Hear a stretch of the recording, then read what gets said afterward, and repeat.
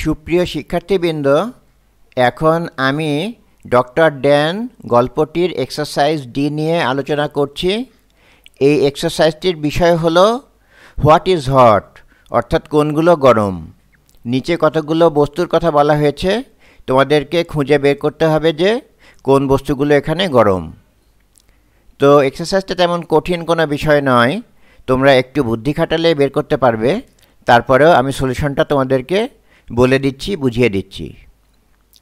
প্রথম বিষয়টা হলো এ ফায়ার, অর্থাৎ আগুন। নিশ্চিতভাবে আগুন গরম। দ্বিতীয় টপিক হলো আইসক্রিম। আইসক্রিম অনেক ঠান্ডা, এটা মোটেও গরম না। এর পরের টপিক হলো স্যান্ড বা বালি। বালি সাধারণত ঠান্ডা, তবে কিছুক্ষণ রোদে থাকলে বালিও গরম হয়ে যায়। এর পরের টপিক হলো ইয়োর হেড বা মাথা। অনেকে মাথাকে গরম বস্তু বলতে পারে, কিন্তু মাথা আসলে গরম না, মাথা ঠান্ডা বস্তু। দ্য সান বা সূর্য, সূর্য গরম। এ কাপ অফ টি, যখন চা বানানো হয় তখন এক কাপ চা গরমই থাকে।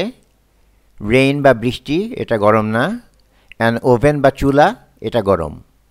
তো আমরা যদি বিষয়গুলোকে একটা লিস্ট আকারে আনি, তাহলে সেই লিস্টে যে বিষয়গুলো গরম হিসেবে থাকবে সেগুলো এক নজরে দেখে নাও। A fire, the sun, a cup of tea, an oven, and sand, if the sand is exposed in the San.